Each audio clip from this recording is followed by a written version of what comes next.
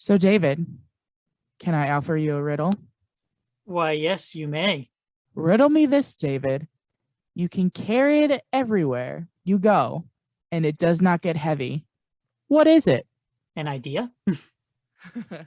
Nope. Hello, humans and non-humans of podcast land, and welcome to Sharing Comics Club, the club where you share comics with your friends. We are the hostess with the mostest, Brooke. And David. Last week, we were on Earth 616 talking about Spider-Man and Deadpool, which we will be continuing in a later episode. But today, we enter the city of Gotham with Batman Universe. Written by Brian Michael Bendis with art by Nick Derrington. Now, Bendis has written Ultimate Spider-Man and created someone you know, Brooke, Miles Morales. And Nick Derrington has drawn Doom Patrol. Batman Universe was originally released in these big magazine compilation books where they'd put a bunch of different single issues into a single 100-page magazine and were sold in Walmarts with 10 issues in each magazine for $10. Unfortunately, they didn't sell that well, and some of those original comics included Superman Up in the Sky, the later issues of the Terrifics, and Batman Universe. The originals were then put into their own single issues that came out monthly for some reason, and then their own graphic novels. So, David, can you guess the riddle? Is it a wish? Nope, but we'll find out at the end. Take it away. So the first couple pages, we see things from Batman's point of view, driving the Batmobile until he ejects grappling hooks and starts parkouring around the city. So basically, I'm Batman. So Batman is tracking down the Riddler while Bruce's butler, father figure, and most trusted confidant, Alfred Pennyworth, talking in his earpiece. Riddler's riddle for tonight is, when is the Riddler not the Riddler? And I love how Alfred roasts the Riddler for not putting the work in. So Batman is heading to the hotel where the alarms are going off, and there's a whole crowd of Riddlers. Because he can also see what Batman sees through the costume, Alfred uses facial recognition software and identifies that the decoys are Hollywood stuntmen that the Riddler hired. Some of them have criminal records. So Batman starts punching, and Doom music is probably playing in his cowl. Can I just say, I love the fact that Alfred literally had no filter. He literally just came at everybody. Oh yeah, no, as he should. He literally was just like, you know what? I don't get paid enough for this. Oh, he doesn't. So while Batman is beating up all the Riddler knockoffs, Batman finds the real Riddler is the one running away from the crowd and follows him. And Riddler pulls out a gun, and then Batman punches him through the window of the restaurant Riddler was standing in front of. And I love how they show, don't tell, how Batman hates guns. And Batman takes the Fabergé egg from Riddler and notes how it's on loan from the St. Petersburg Museum and that it's worth about $15 million. So who's the buyer? When's the Riddler, not the Riddler? So Bats is all, yeah, I got your note. Anyway, when is the Riddler, not the Riddler? Stop that. Alfred then picks up 3 weird energy signatures. But before he can do anything, Batman is ambushed and electrocuted. Yikes. And no, it's not Electro. That's a different universe. So the cops are looking over Batman, and the new guy tries to take off Batman's mask. Batman then politely asks the cop, please don't. He doesn't crush the guy's hand. He doesn't go, how dare you? He's just polite, and I want to see more of this Batman. How about you? Yeah. You know what? It came to a shock to me because I was like, wait, he's not going to break his hand? Like, he's nice? He's nice? What is this? We're all on the same side? Okay. So they're loading all the Riddlers into the paddy wagon. All of them except the real one. The important one. The one that they need the most. The one I came to see. Boo!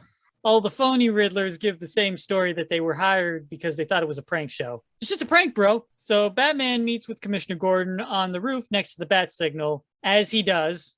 As you do, yes. And Bats is here now. You could turn off the signal and, not waste city tax dollars. Yeah, save electricity. Yeah, save electricity. Batman tells Gordon that he noticed the Riddler was scared, and I think Batman is actually showing compassion for his enemies because deep down, he'd really love for all his villains to just stop, get help, and, stop wrecking shit. That would be the dream. Yeah. Gordon then tells Batman that the previous owner of the egg was Jonah Hex, which is a surprise because Jonah Hex is a cowboy from the 1800s. What a twist. Question. Is he important in any other comics, or is it just this is the first time we're actually hearing who Jonah Hex is? This is the first time you're hearing who Jonah Hex is. Well, He's been a yes. character, and he has had his own books, and he has time traveled before, but he doesn't like stay here like Captain America So like he stays in way the Old back West. in the okay. All right. Most of the time, our characters meet him. Oh, okay. So he's kind of just like these dang people. I'm just trying to get my horse across the land. Yeah. So issue 2 starts up, and the Batmobile rolls into this small town, and Batman comes out, and he asks the crossing guard if she knows where Ginny Hex is. And she goes, the Joker ain't been here. And joke's on you. I'm actually looking for the Riddler. Whoa, shocker. But so the crossing guard lady just shouts across the street, Ginny, there's a man to see you. She's my favorite. She is my absolute favorite, by the way, because she just does not care. Oh, yeah. So this is the debut of Ginny Hex. So Batman meets Ginny and asks her why she donated the egg if it was worth $15 million. So she asks, do you have $15 million? I mean, not on me. Do you know someone who'll pay me $15 million for it? I think you and I know a certain billionaire that lives just outside of Gotham City who might pay for it. But she goes, seems to me like it's not worth $15 million.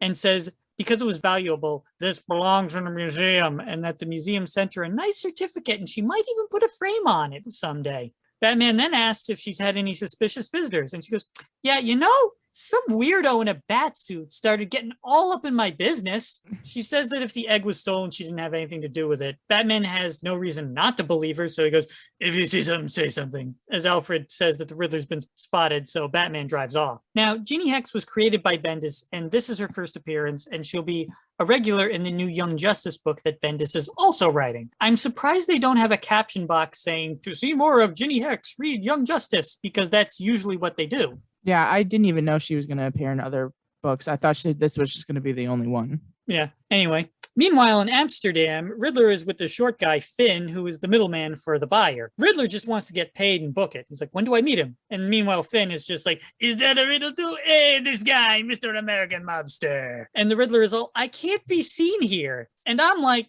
you probably shouldn't be seen here because you came dressed as the Riddler.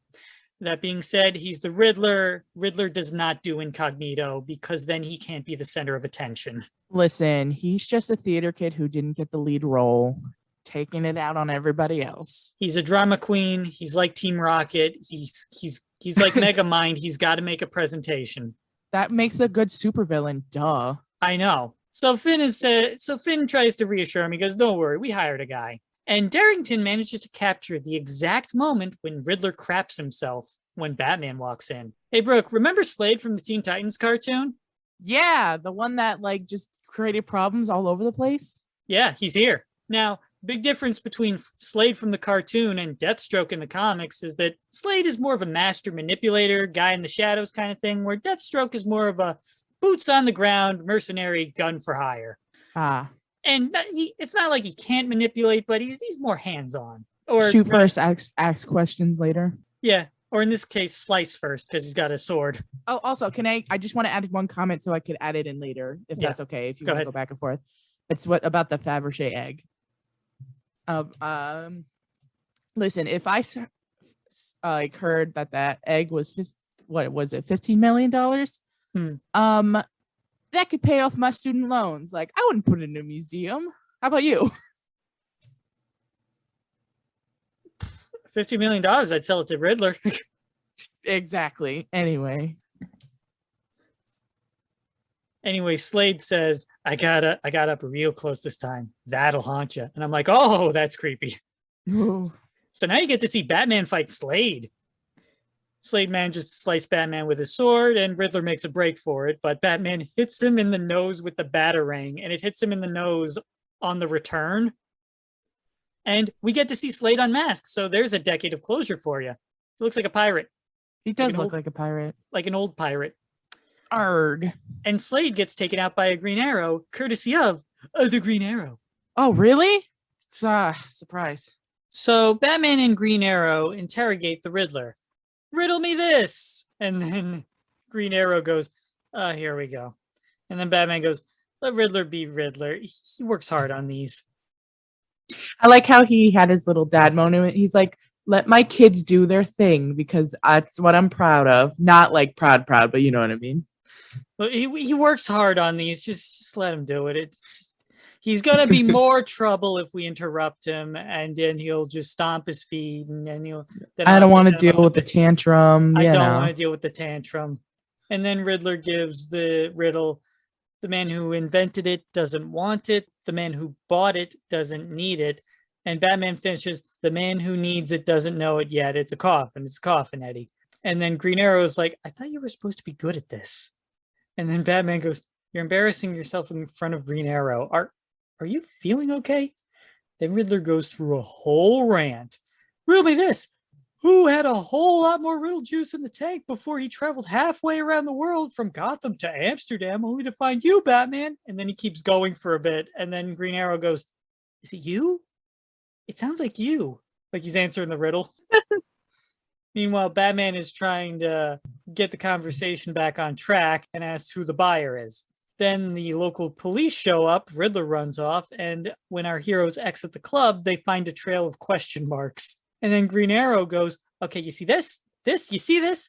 This is why the rest of us hate dealing with your rogues gallery. And then Batman goes, they're an acquired taste.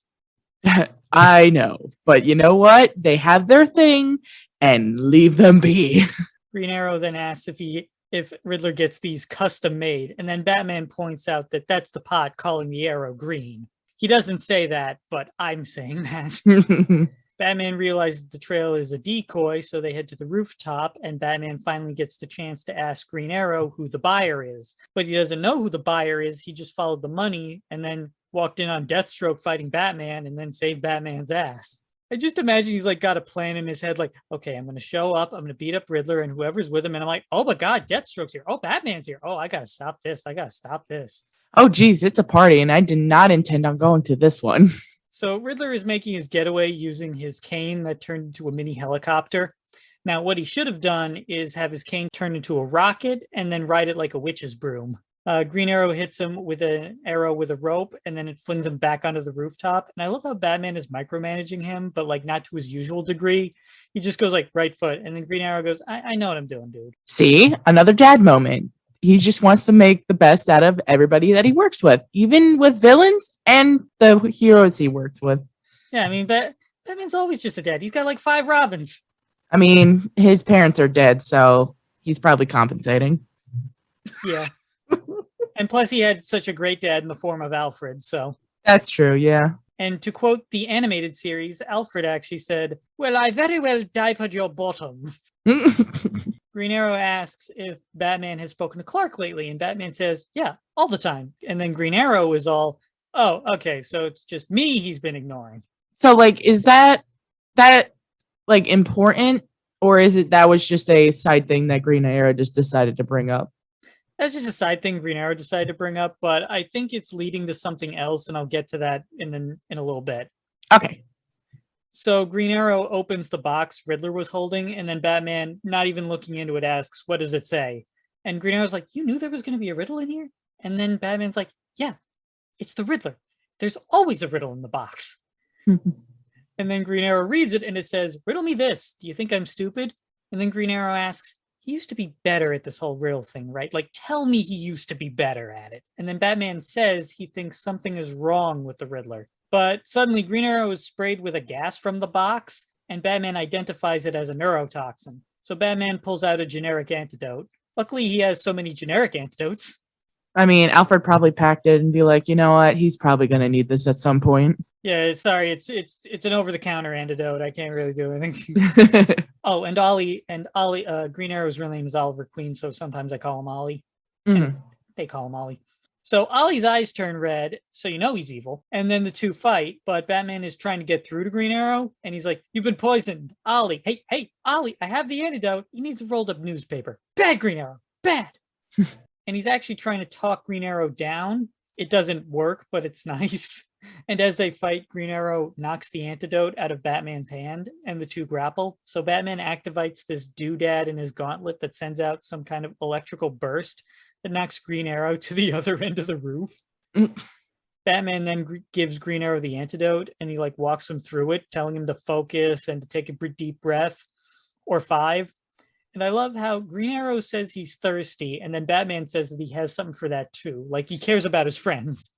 He literally is like, has a first aid kit. He's like, listen, I've been through the ringer. I get it.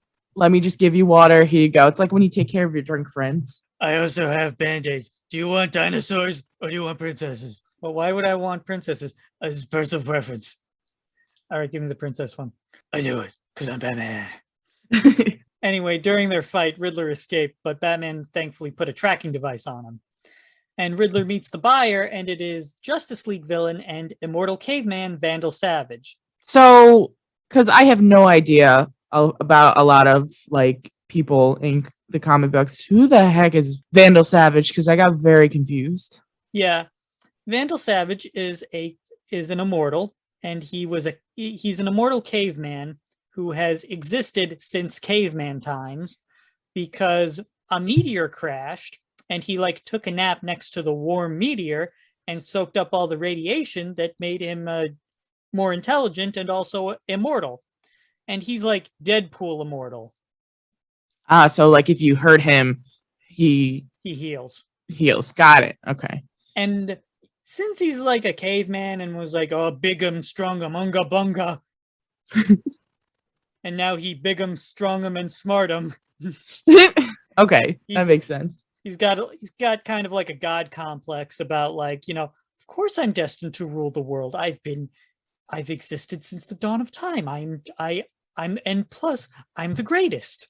Ugh, they always have a god complex every time. And it's just like, ugh. And Riddler gives the egg to him, and it's at this point we reveal that whatever is inside the egg is doing something to the Riddler and making him dumber. And also that Savage has been looking for it for lifetimes.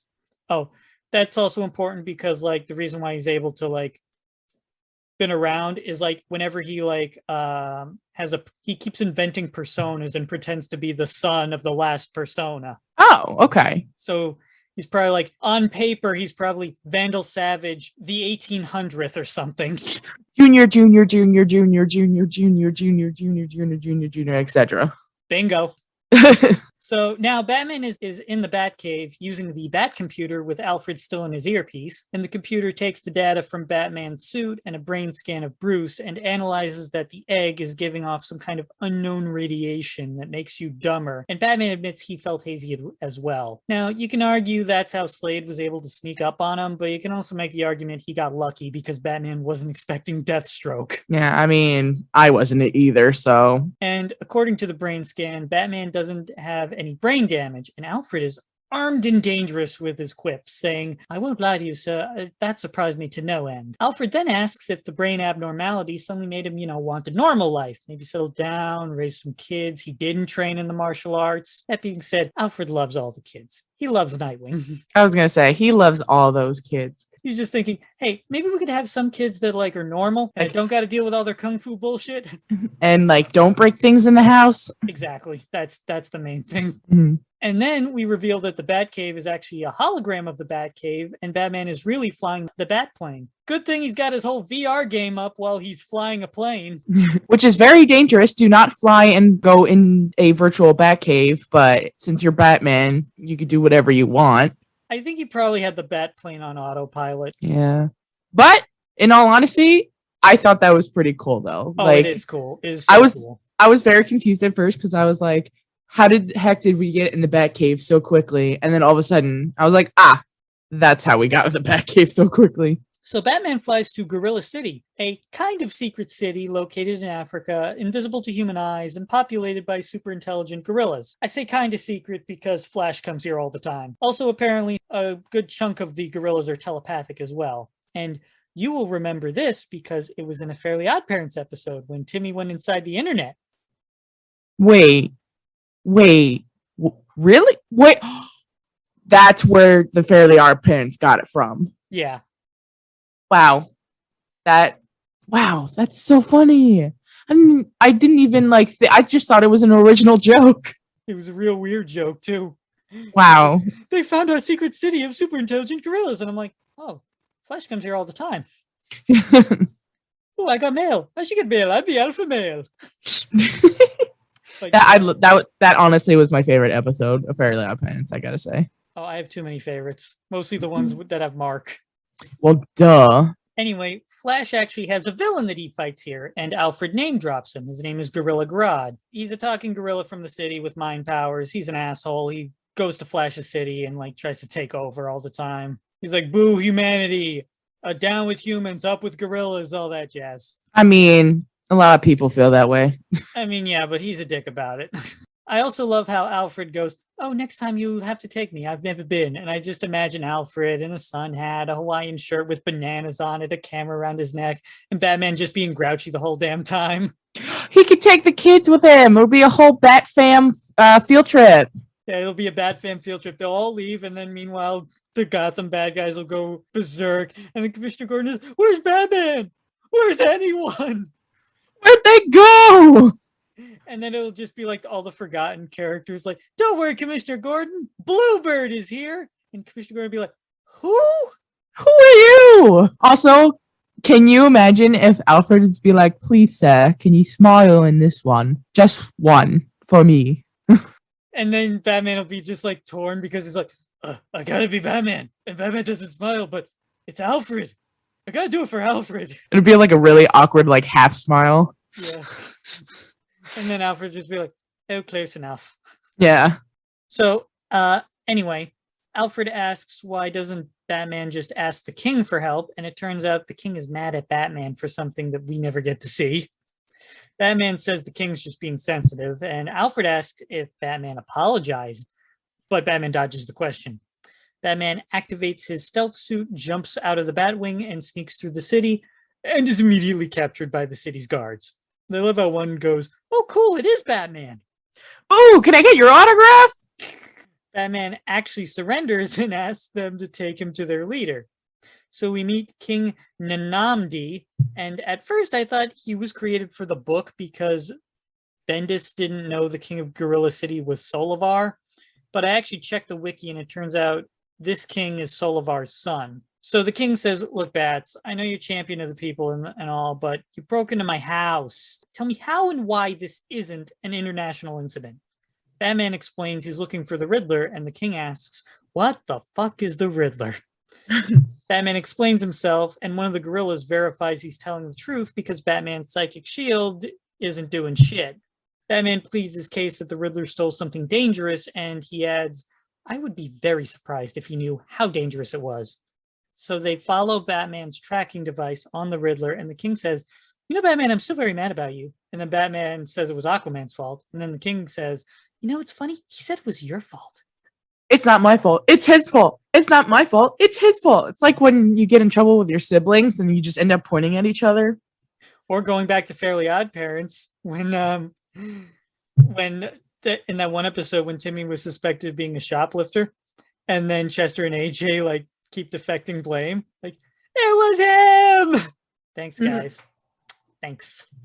So anyway, Batman finds the Riddler in the Hall of Thrones and finds a note saying, sorry for the confusion. I will catch you up on all this at the next meeting. Get the egg to the Hall of Justice Science Lab immediately. Signed K for Kal-El, aka Superman. Batman immediately realizes it's a phony and tells his computer to scan it out the wazoo. And I think he realizes it was a phony because Superman signed it with a K for Kal-El, and Bats doesn't call Superman that. He calls him Clark, as established earlier with Green Arrow. You can also make the argument that the handwriting is different, but before he notices the handwriting, he might notice the wrong initial. Anyway, Batman holds the egg and is teleported away, calling Alfred for help, but Alfred can't answer because Batman is on planet Thanagar, the planet where Hawkman and Hawkgirl come from. Batman doesn't have intergalactic cell service. So Batman wakes up from what I can only assume is teleportation lag, and he is in a Thanagarian jail interrogation room type thing. Wow, that must have been a good night's sleep. Anyway, the three Hawk people ask Batman to take his armor off and get your mind out of the gutter. Batman realizes the gravity of the situation and is all, oh yeah, I teleported out of nowhere, armed to the teeth. Wow, this doesn't look good for me, does it? And they're like, nope. So he takes off his armor and his mask. And as you can see, he needs that good night's sleep because he's got more bags under his eyes than the airport luggage claim. Yeah, gotta get those checked bags. Batman then explains who he is and name drops Hawkman and Hawkgirl for good measure. The interrogators are so not impressed. Oh, you know our prince and hero. Whoop-de-doodle-doo for you. Batman tells the interrogators he wanted to study Thanagarian culture more, but he never got around to it. And this Batman doesn't know everything and memorize everything, and I really like that. Because I remember there was this one comic where Batman memorized the latitudes and longitudes of Gotham City, and I was like, seriously? That's not even realistic if they know everything. Like, that's such, like, to me, like, everybody has their own opinion on this, but to me, that's like such a cop-out, because it's like, just because they're here doesn't mean they're not gonna know everything. Like, I know he's Batman, and like, it's Batman, but still. To me, it just makes him OP. Then the interrogators huddle for a sec and ask Batman, wait, are you the Batman? And he's like, yeah. You know Green Lantern Hal Jordan? Yeah. So they let him out, and he meets the Hawk Girl Jigsaw Hall, who says they'll offer to teleport him back to his solar system. I actually checked the wiki, and it says she was made for the story. So she has like no other significance?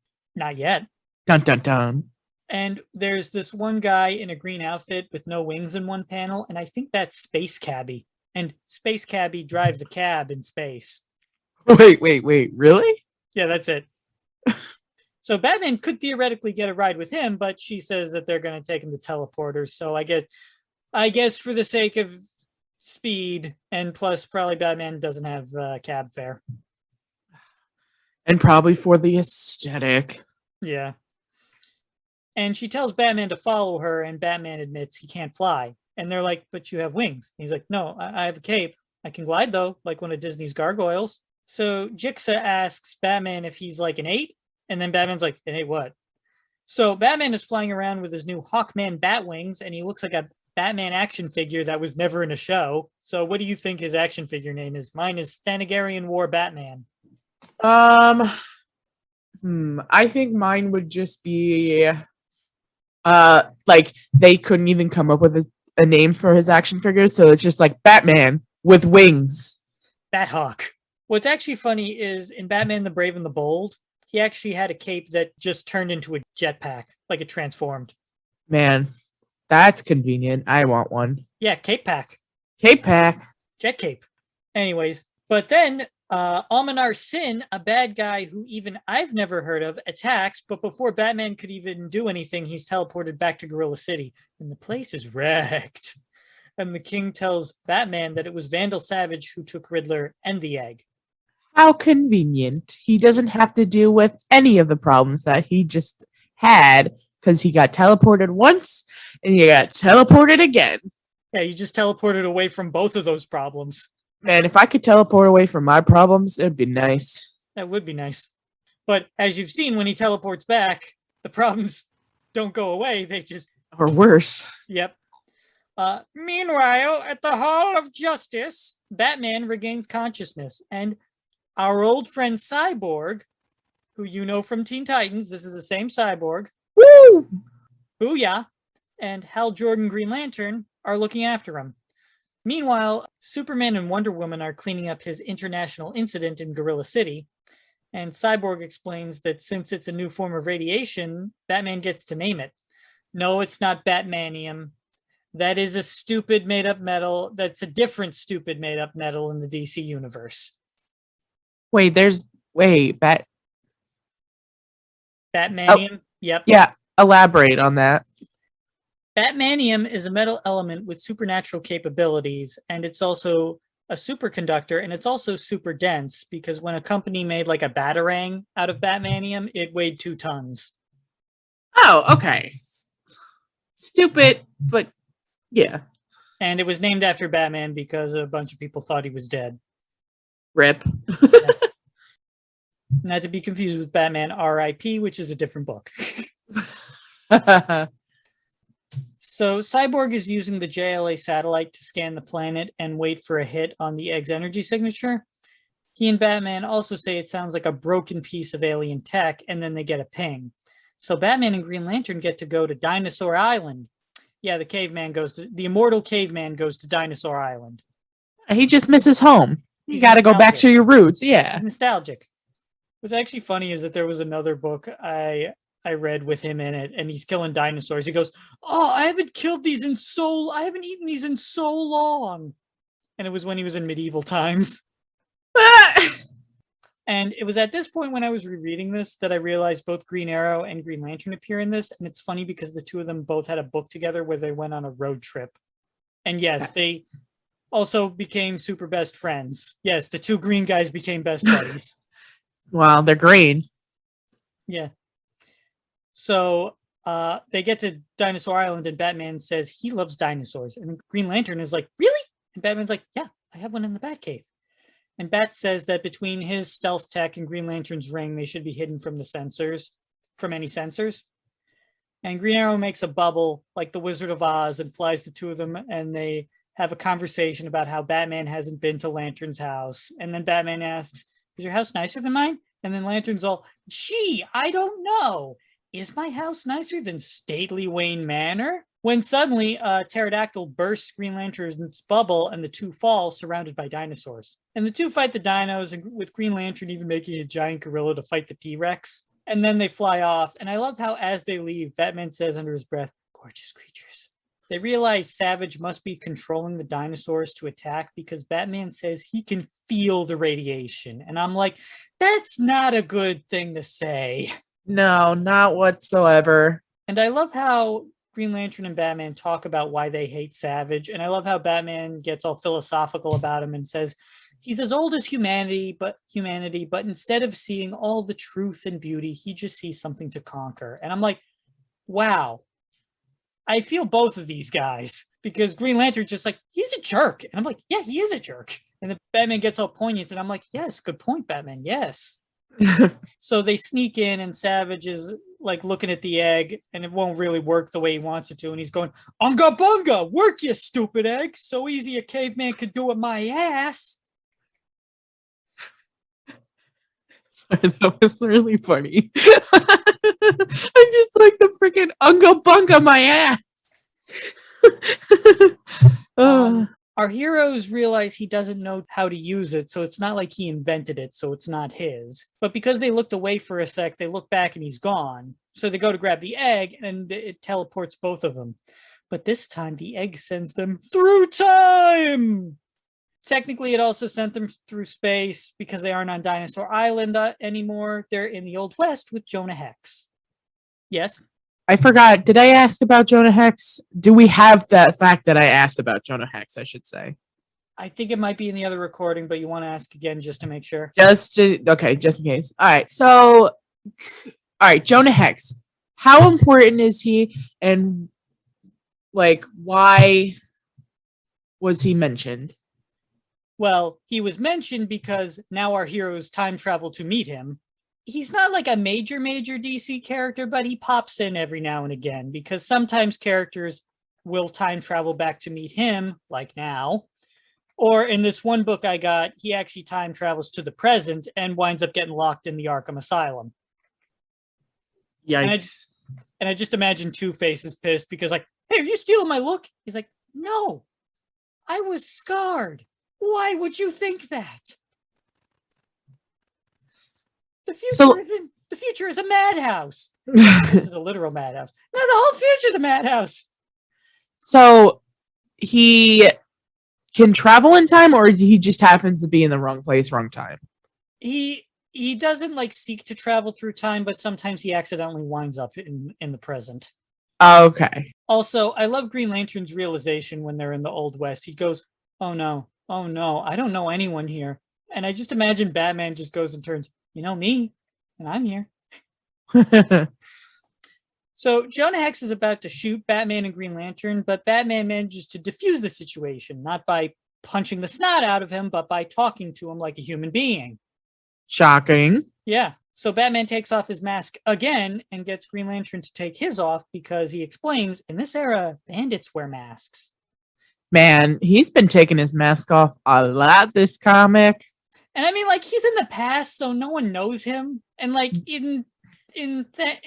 on Thanagar, it's like, yeah, it's an alien planet. These are law enforcement. They're not going to tell me. Anyway, Batman says that they come in peace. And I love how Green Lantern keeps trying to jump in. And Batman just goes, I got this. I got this, Hal. So Batman asks Jonah Hex if he knows Vandal Savage. And he also asks if he's seen anything weird that other people can't explain, like super science. And I think it's because Hex has time traveled before that he like gives him the benefit of the doubt. And I love Green Lantern goes, please don't murder us, sir. I'm having a rough week. And we've seen Batman's. We haven't seen what Green Lanterns are going through. Yeah. Do we know what he was going through, or was it we just assume shit is hitting the fan? He's got to deal with his own shit. We don't know what's going on. Okay. And it's also like up in the air as to whether this book is even in continuity. Okay. But like a lot of people like it, so to them it might be. Yeah. And like I'll get more into that later. Hex believes them because he's met Savage, and Savage sucks in any era. So they go to a nearby town to get some cowboy clothes. And Hex says it'll take him 6 days to get to the last place where he saw Savage. And Batman, I just realized Batman adds 6 days stopping for naps. Not sleep, naps. Because Batman has the sleep schedule of a college student. Listen, this man never sleeps. Just like New York. The city never sleeps. Doesn't sleep. Neither should I. And Alfred would be like, sir, it's been 3 days. No, Alfred would be like, sir, I'm over here. You're talking to the coat rack again. So because 6 days is going to be too long, Green Lantern just flies them there. Unfortunately, Jonah Hex gets airsick. So while Hex is getting reacquainted with his breakfast, Hal asks Batman how they're going to get home. And Batman says that hopefully they'll get the egg and the egg will send them back. But that's a big if. And Green Lantern called his bosses, at least the bosses of this era, the Guardians. No, not the Guardians of the Galaxy. These are the Guardians of the Universe. Totally different. Obviously, they don't have a raccoon and a tree. I am sorry. Also, wrong universes. And wrong universe. Batman points out that Lantern's ring technology is too advanced to call anyone in this era. I just imagine the Guardians get the message and they're like, Green Lantern of Earth? The hell is Earth? Does he mean E-Arth? And Hex leads our heroes to an old mining town and explains that Savage was looking for something there and was not happy to have Hex around. Now, what Savage should have done was dress up like a ghost to scare people away. And no kids and their talking dog could foil him because it'll be decades before vans are even invented. It's a perfect plan. Perfect plan. Suddenly, Green Lantern explodes. Just explodes. That I read that and I was just like, oh, okay, we're just exploding. That's one way to get out of responsibilities. And Hex asks if he's dead, and then Batman goes, I hope not. And I don't know if I want to include this or not, but I'll just say it anyway. Hex also asks if that was the hand of God, and then Batman says no. And I think this is a reference to Dr. Manhattan from Watchmen, because around this time, Dr. Manhattan was, if not in the DC universe, like affecting the DC universe, and was also exploding people. Not like everyone, just like, oh, you guys found me. Exploded. Say good. Sorry, Batman's evil twin. You got exploded. Also, did you mention, like, I forgot if you mentioned or not, did you mention when he exploded? Because you were talking about them talking about how Vandal Savage wanted the egg, but then all of a sudden you went into Green Lantern just exploded. No, I did the thing where they go ring technology, Guardians get the message, Vandal Savage is a Scooby-Doo villain, and then Green Lantern explodes. I'm also trying to cut out anything that's like not too important. Okay. I just wanted to and we may include the Dr. Manhattan bit, we might not. I also just realized you probably don't even know who Dr. Manhattan is. He's the naked blue guy from the Watchmen movies. Oh, okay, yes. I see. Okay. Hex also asks if Lantern has ever done that before, and then Batman's like, nope. And then they turn around and they find Vandal Savage with the egg and an army of cyberpunk ninjas that I totally want action figures of. That's what I was talking about. Never mind. You did not get to it. Okay. That answered my question. Sorry. Keep going. I love the way that they emphasize the characters' names when Savage says their names, but it looks like he's going, "Oh, Jonah Hex! Settle down. I barely remember you." Now, this Savage isn't the Savage from the 1800s because he recognizes Batman and says he barely remembers Hex. So does that mean that this is... Remember when they looked and then Savage disappeared? This Yes. is the Savage that disappeared. So oh, there should okay. be two Savages in the past now. Oh, okay. Okay, I got confused when I read it, but now that makes sense. Okay. Batman wants to call a truce because the egg is clearly unstable. And Savage is all, "I know about it. I know more about it than you. I've been searching for it for centuries." He basically pulls a "no, it's mine because I'm older." And then Hex asks, "Wait, centuries?" And then Batman goes, "He's immortal." "What?" "He lives forever." "Ah, so he's a real pain in the rear." And then Batman goes, "Pretty much." And Savage muses that he should just leave Batman stranded in the past and thinks Batman might even be happier here. But then he says, "You know what? No. You'd probably find a way to build a time machine out of rocks and pond water just to spite me." And I'm like, probably. Probably, yeah. Or he'll find one of the many immortal magic people and then go, "Hey, could you give me a ride back to the present?" Be like, "Hey, so like this happened. Can you do your thing?" Savage then goes, "So I'm going to have my ninjas, the Black Order, kill you instead." Now, this is different, obviously, from the Black Order in Marvel, which is just Thanos' entourage. Mm-hmm. But before Savage can finish, Hex just shoots him. So Savage sicks the Black Order on Batman and Hex as the egg begins to react, and Batman says that he's not controlling the egg is controlling him. So Batman and Hex fight the ninjas, and Batman reaches out to get Savage to put the egg down, but it flies towards Batman. So I guess Batman's a Jedi. Yeah. And the egg reacts to Batman and sends him forward in time to Crime Alley, the place where his parents were murdered. And I love how Batman is just like, "Please be modern day. I don't need to relive the death of my parents." Like, he's like, "I just had a rough week. I don't think I could deal with that emotionally." Because like in any other book, they would have just had Batman go back and like see the death of his parents again. Because of course, you got to relive that trauma. More like, because we haven't seen Batman's origin 1,000 times already. Yeah, I haven't read a Batman comic, and I know the origin. His parents now you dead. have. Yeah, well, yeah, now I have. That's true. But I know his parents are dead. So Batman puts the egg in a popcorn box he found in the garbage and then calls Alfred and is all, "Dad, can you come pick me up? I fought dinosaurs and that was cool, but then I got sent to the Old West and I fought ninjas. I'm smelly and I'm tired and I want to go home." Batman also admits Savage may have seen his face, but because the egg makes you dumb, he might not remember or realize that he's Bruce Wayne. And then he also sees a Lambo pull up, but Alfred is just starting the car to go get him. And then the Vandal Savage that he left in the past comes out of the Lambo, shoots him, and takes the egg.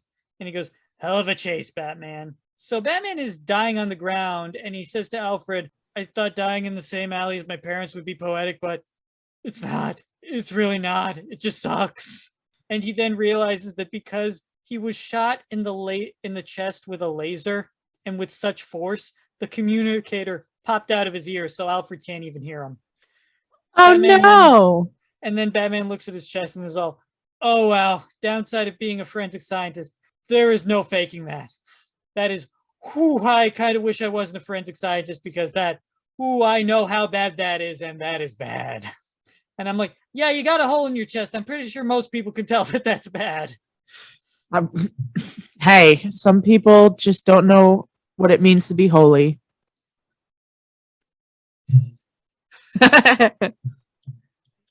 Batman then feels bad because Alfred can't hear him, so he can't tell Alfred how much he loves him and admires him.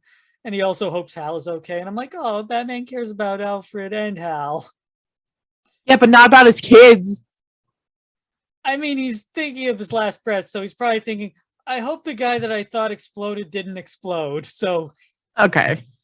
Meanwhile, Savage is driving away with the egg, and he's talking to his henchmen, asking if anyone's seen Green Lantern, and saying how he's going to take the boat to the copter to the submarine because the egg should not be where people are. And then he loses it, and he goes, "I am Vandal Savage. Do not question me, damned millennials." And I'm like, because he's immortal, you could probably assume he's like that with every generation. I'm an immortal being, damn peasants. I mean, you've just summed up his entire character. Oh. So Alfred rolls up, and I love his little domino mask, and it makes him look like Kato from the Green Hornet. And just as he rolls up, Batman levitates, surges with energy, and is alive again. And then Batman gets in the car, and then Alfred is like, "Master Bruce, the fuck?" He actually says, "Did you just turn into a Disney-themed cowboy princess?" And Batman goes, "Today I'm an actual cowboy." And then Alfred says, "You smell like an actual cowboy." And then Batman goes, "The Old West smells just as bad as you think." And he also asks if anyone heard from Green Lantern. So we get back to the Batcave, the real Batcave, and he got a message from Hal who says when he exploded, he was really just transported back to the present, but got called away on urgent Green Lantern business, so he had to leave Earth. And that if Batman isn't back, the League will go looking for him. I.e., a way to write out Green Lantern in the quickest way possible. I also just like it because it's like, yeah, the Justice League knows time travelers. Hey, Booster Gold, you get something to do. So Batman answers him and to let him know that he's back in the present too, and that he's tracking the egg's energy and may need his help, so he should call when he gets back. And I love how the both of them say, "Just wanted to let you know I'm okay." Like they both care about each other. Yeah, that was really cute. That was hey, I'm still alive. We're good. Batman then tells Alfred that the scan says that Batman is completely healed. Alfred asks if it was magic, but Bruce confirms that it was alien in origin. So the egg is alien. The thing inside of it is. Alfred says he'd feel better if Martian Manhunter or Dr. Fate checked him out. Dr. Fate's basically Doctor Strange. Mm-hmm. Martian Manhunter has mind power, so... okay. Telepathy, I should say. Yeah. Batman then says, out of the blue, "No, Alfred, I have not been infected by an alien spore." And Alfred loses his cool and goes, "But you know that's my worst fear." "I'm fine." And Bats is like, "You good? You need a minute?" And Alfred's like, "I told you I'm fine." And I'm like, okay then. We're not going to go. Circle back. Sir, are you sure you're okay? Alfred is concerned about his boy. True. And then your special boy shows up. Robin's all grown up and became Nightwing. When I tell you, I was really excited as soon as I saw him. I don't even care. Nightwing is my absolute favorite. Anybody could tell you that I will always talk about Nightwing. And when we were coming up with what Batman book to do, I made sure that all three choices would have Nightwing in them. Good. For you. Yay! So with Batman missing, Nightwing had to fill in because, I mean, someone has to sit on the gargoyles. Someone has to chase Catwoman, you know? Wink, wink. Yeah. Batman then tells Nightwing to look at the microscope, and Nightwing goes, "This resurrected you." And then Batman responds, "I was shot in the chest with a laser. Point blank." Nightwing then asks, "Can you track it?" And then Batman goes, "Yeah." And then Nightwing goes, "I'm coming too." And then Batman doesn't try to stop him or go, "No, it's too dangerous. I got to protect you," by being a jerk. But no, dynamic duo, together again, like the old days. Like the old days. And it's Batman and son. This is great. It was a great time. Batman and adopted son, but yeah. Because Same Damien's thing. because the other Robin is his son, but yeah. Yeah, well. They're all his kids. They're all his kids. It doesn't matter. They all go to the cave. They're his kids. So Batman and Nightwing fly in the Batcopter, and I love how Batman says he kept the cup holders and that Nightwing wasn't the only one that complained. I just imagine everyone complains. Nightwing, Batwoman, Robin, Ace the Bat Hound, everyone. Alfred even. Alfred's like, "I want my milkshake, Master Bruce. There is no place to place my milkshake." He's like, "All right, Alfred. Well, all right. Everyone complained." I can imagine that Alfred was the one that like struck a nail. Just not everybody else, but as soon as Alfred goes, "Sir, I just ordered cup holders. I can't do this anymore. This is it. All right. Alfred says it. Fine. That's it. That's the nail in the coffin. That's the last straw. All right. Batman thinks that Savage is going to bury the egg under the sea as they track the sub. And Nightwing asks who the new ninjas are. Batman tells us that the Black Order is not the League of Assassins, but are paid assassins, probably from the future. The League of Assassins is a whole other thing. They're a Batman villain organization he fights sometimes. Not important to this story, but just clarifying that they're different. Yeah, I gotcha. So now it's James Bond as Nightwing and Batman dive from the copter and storm the submarine. And I love the sequence where Batman and Nightwing break into the sub, especially the part where Nightwing goes into the air vent and then drops in on one ninja ahead of Batman. So they walk in, and now he's Vandal the White and says that because of Batman, he figured out how to control the egg. So he will grant Batman one wish. Choose where and when in the universe he would like to die. I'd love it if he just goes, I shall grant you one wish. I wish you'd give me the egg. No, you didn't let me finish. I wish you'd go back in your lamp. Oh shit, the radiation's making him dumb. Savage says that Batman deserves a Viking's death. Meanwhile, Batman just walks up to him shouting, I'm not afraid of you, Savage. And Savage is like, I never said you did. And then Batman's like, I have no fear. And then Savage is like, I never said, are you having a stroke? And then Batman says the Green Lantern oath, the egg opens, and a white lantern ring flies out and into Batman's hand, giving him White Lantern armor. Now, you barely know about Green Lanterns, so White Lanterns are a whole other can of fish. Yeah, because I know there's like a spectrum. Yeah, spectrum of colors. So the White Lantern ring was made before this, but it does other stuff and requires different circumstances. But when they get the explanation for what this specific ring is, I think we could kind of give it some leeway. Mm.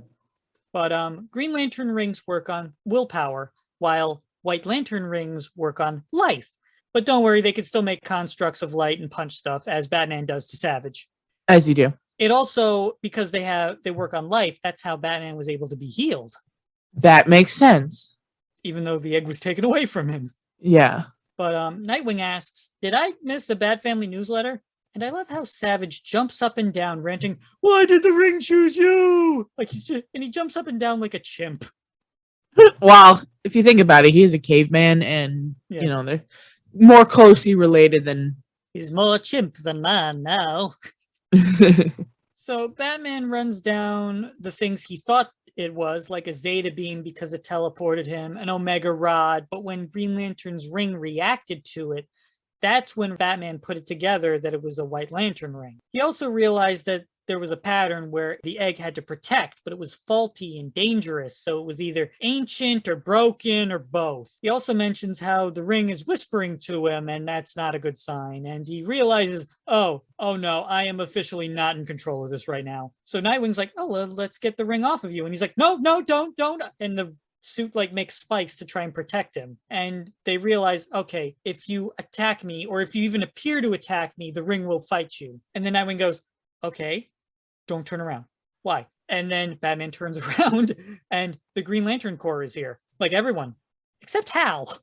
Yeah, that's what I was confused about. I'm like, what kind of Green Lantern business you got when basically... It's especially funny because they got 4 other Green Lanterns from Earth here. Yeah, where's Hal? What does he got going on? I also just think it's funny. Dude, you said bring everybody. And they tell Batman to surrender, and he's like, okay, just please do not attack my person. The ring is unstable. And before he can finish, a massive energy surges from the ring. And then Batman finds himself in a wispy rainbow dimension. And it looks like he's on someone's driveway after the kids' chalk drawings are getting washed away, or melting Neapolitan ice cream. So Batman exits stage right, only to enter stage left, and realizes he, or at least his consciousness, is inside of the White Lantern ring. He recaps everything that happened and says, I'm recording this into my armor, which is totally different from talking to myself to try to keep from going insane, said the man in a bat suit. Yeah. Batman tries to talk to the ring. He asks, what is its function? That doesn't work. So he tries an icebreaker. Hi, I'm Batman. To whom am I speaking to? "Hi, I'm Batman. I am the Knight, and you are?" Nothing. He then goes, "Well, okay.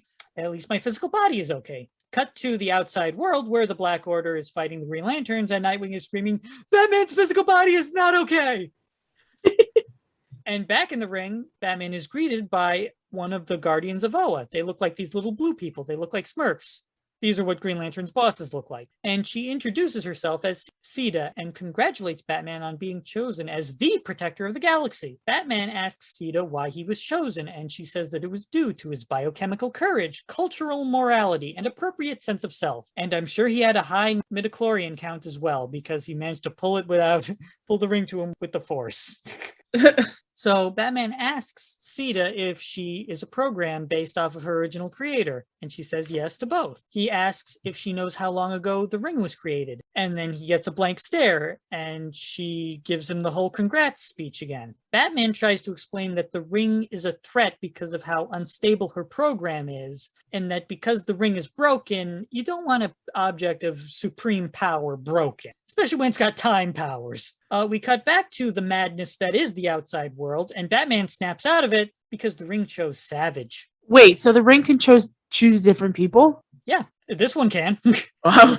And with the power of the ring, Savage mops the floor with the entire Lantern Corps, and then says he's going to wipe Batman off the face of the universe. So we cut to Deathstroke kidnapping the Riddler, and it turns out Deathstroke is working for Bruce Wayne.